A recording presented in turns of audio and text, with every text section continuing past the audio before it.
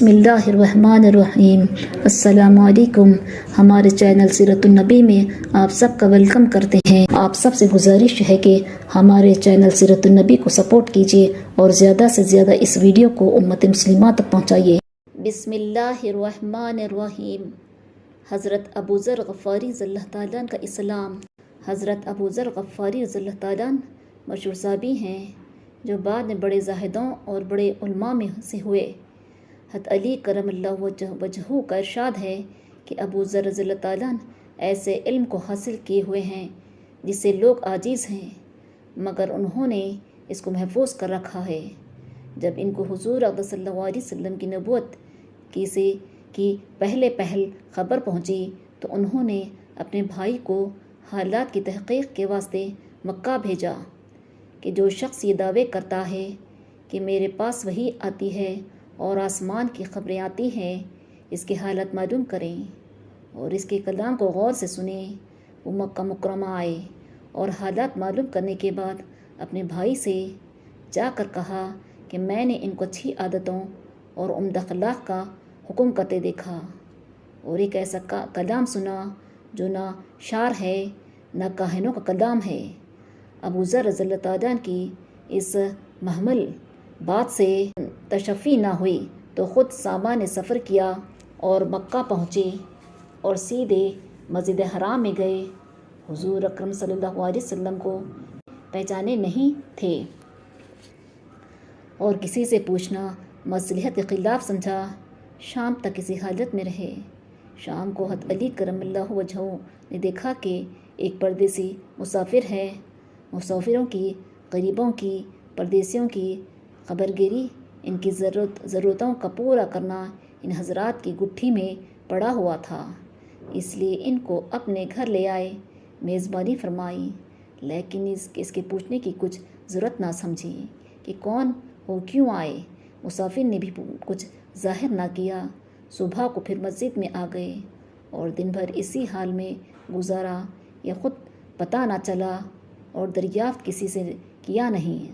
غالباً اس کی وجہ یہ ہوگی کہ حضور صلی اللہ علیہ وسلم کے ساتھ دشمنی کے قصے بہت مشہور تھے۔ آپ کو اور آپ کے ملنے والوں کو ہر طرح کی تکلیفیں دی جاتی تھی۔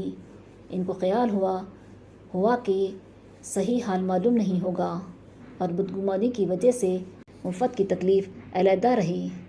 دوسرے دن شام کو بھی حضرت علی رضی اللہ تعالیٰ کو خیال ہوا کہ پردیسی مسافر ہیں، بظاہر جس غرض کے لیے آئے ہیں وہ پوری نہیں ہوئی، اس لیے پھر اپنے گھر لے گئے اور رات کو کھلایا سلایا، مگر پوچھنے کی اس رات کو بھی نوبت نہ آئی۔ تیسری رات کو پھر یہی صورت ہوئی تو حضرت علی رضی اللہ تعالیٰ نے دریافت فرمایا کہ تم کس کام آئے ہو، کیا غرض ہے؟ تو حضرت ابو ذر رضی اللہ تعالیٰ نے اول ان کو قسم اور عہد پیمان دیے اس بات کے کہ وہ صحیح بتائیں، اس کے بعد اپنی غرض بتلائی۔ حضرت علی رضی اللہ تعالیٰ نے فرمایا کہ وہ بے شک اللہ کے رسول ہیں اور صبح کو جب میں جاؤں تو تم میرے ساتھ چلنا، میں وہاں تک پہنچا دوں گا، لیکن مخالفت کا زور ہے، اس لیے راستے میں اگر مجھے کوئی شخص ایسا ملا جس سے میرے ساتھ چلنے کی وجہ سے تم پر کوئی اندیشہ ہو تو میں پیشاب کرنے لگوں گا یا اپنا جوتا درست کرنے لگوں گا، تم سیدھے چلے چلنا، میرے ساتھ ٹھہرنا نہیں، جس کی وجہ سے تمہارا میرا ساتھ ہونا معلوم نہ ہو۔ چنانچہ صبح کو حضرت علی کرم اللہ وجہہ کے پیچھے حضور صلی اللہ علیہ وسلم کی خدمت میں پہنچے۔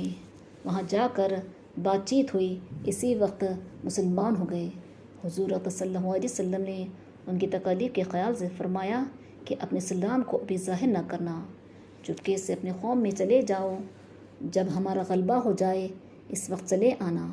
انہوں نے عرض کیا، یا رسول اللہ صلی اللہ علیہ وسلم، اس ذات کی قسم جس کے قبضے میں میری جان ہے کہ اس کلمہ توحید کو ان بے ایمانوں کے بیچ میں چلا کر پڑھوں گا۔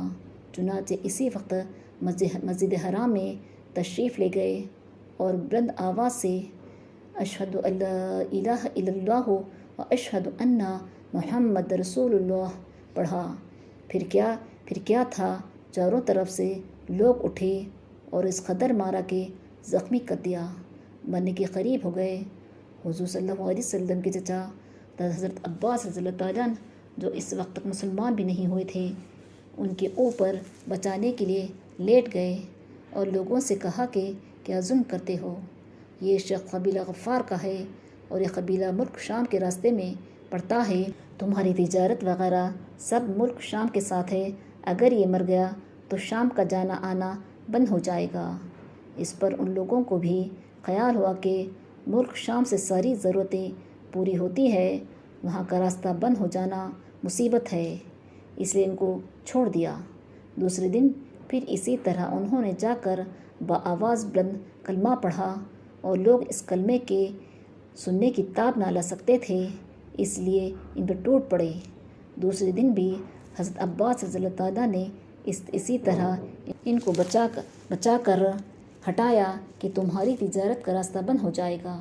فائدہ: حضور صلی اللہ علیہ وسلم کے اس ارشاد کے باوجود کہ اپنے اسلام کو چھپاؤ، ان کا یہ فعل حق کے اظہار کا ولولہ اور غلبہ تھا کہ جب یہ دین حق ہے تو کسی کے باپ کا کیا اجارہ ہے جس سے ڈر کر چھپایا جائے، اور حضور صلی اللہ علیہ وسلم کا منع فرمانا شفقت کی وجہ سے تھا کہ ممکن ہے تکالیف کا تحمل نہ ہو، ورنہ حضور صلی اللہ علیہ وسلم کے حکم کے خلاف صحابہ رضی اللہ تعالیٰ عنہ کی یہ مجال ہی نہ تھی۔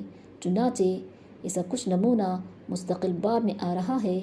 چونکہ حضور اقدس صلی اللہ علیہ وسلم خود ہی دین کے پھیلانے میں ہر قسم کی تکالیفیں برداشت فرما رہے تھے، اس لیے حضرت ابوذر رضی اللہ تعالیٰ نے سہولت پر عمل کے بجائے حضور صلی اللہ علیہ وسلم کے اتباع کو ترجیح دی۔ یہی ایک چیز تھی جس کی وجہ سے ہر قسم کی ترقی دینی دنیاوی صحابہ کرام رضی اللہ عنہم اجمعین کے قدم چوم رہی تھی، اور ہر میدان ان کے قبضے میں تھا کہ جو شخص بھی ایک مرتبہ کلمہ شہادت پڑھ کر اسلام کے جھنڈے کے نیچے آ جاتا تھا، بڑی سے بڑی قوت بھی اس کو روک نہ سکتی تھی، اور نہ بڑے سے بڑا ظلم اس کو دین کی اشاعت سے ہٹا سکتا تھا۔ اس ویڈیو کو لائک شیئر کریے اور سبسکرائب کریے۔